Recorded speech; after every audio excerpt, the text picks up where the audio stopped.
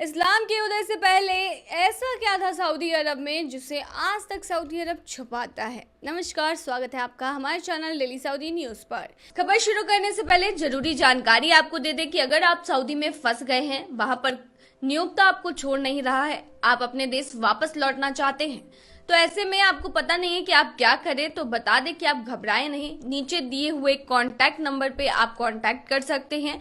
वहां से आपको जो जरूरी हेल्प है वो मिल जाएगी। कानूनी प्रक्रियाओं के तहत सारी कार्रवाई करके आपको महज 3 से 4 दिन के अंदर खरूज लगाकर वापस अपने देश सही सलामत पहुंचा दिया जाएगा। तो दिए गए नंबर पर आप संपर्क कर सकते हैं।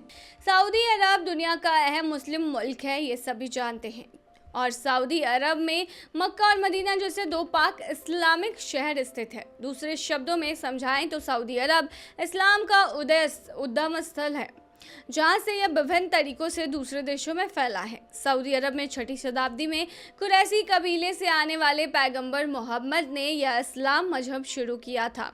1400 सालों के अंदर यह दुनिया के तमाम देशों में ये फैल गया। वर्तमान में 57 देशों तो पूरी तरह मुस्लिम बहुल हो चुके हैं। सऊदी अरब में जब इस्लाम शुरू नहीं हुआ था तो वहाँ का जनजीव कैसा था और वे किस धर्म को मानते थे, यह ऐसा सवाल है जिसे सऊदी अरब हमेशा दुनिया से छिपाने की कोशिश करता आया है।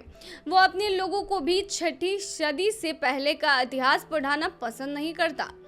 इतिहासविदों के मुताबिक इस्लाम में पहले अरब में 3 देवियों की पूजा होती थी। इन देवियों के नाम अल-लात, मनात और अल-उज़्ज़ा थे। इन तीनों देवियों के मंदिर मक्का के पास ही बने हुए थे। उस वक्त सऊदी अरब के लोग भी सनातन धर्मियों की तरह प्राकृतिक पूजक थे। वे मूर्ति बनाकर अपने इष्ट देवताओं की पूजा करते थे। सऊदी अरब मक्का शहर की मुख्य मस्जिद में एक चबूतरा बना है जिसे लोग काबा कहते हैं। वहाँ पर इन तीनों देवियों की भी मूर्तियाँ होती थी।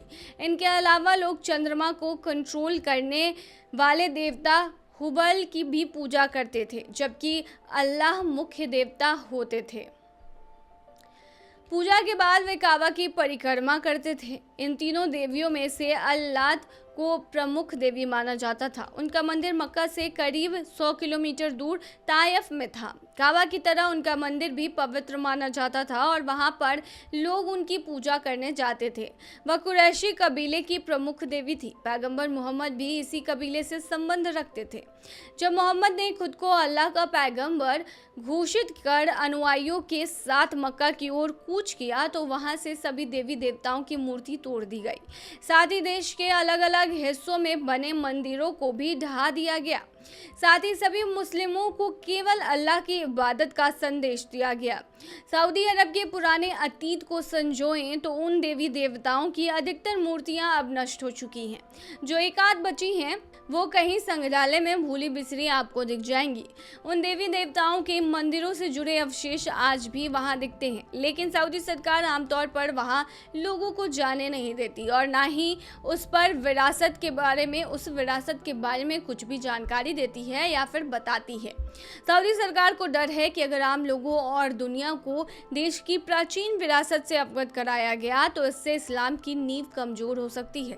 साथ ही इस्लाम के रक्षक के नाम पर दुनिया भर में बना हुआ उनका दबदबा भी हमेशा के लिए खत्म हो सकता है। इसीलिए यह वह सच्चाई है जिसे खूबसूरती से दबाए हुए है सऊदी अरब। तो ये थी तमाम जानकारी। बने रही ऐसी खबरों के लिए डेली सऊदी न्यूज़ पर।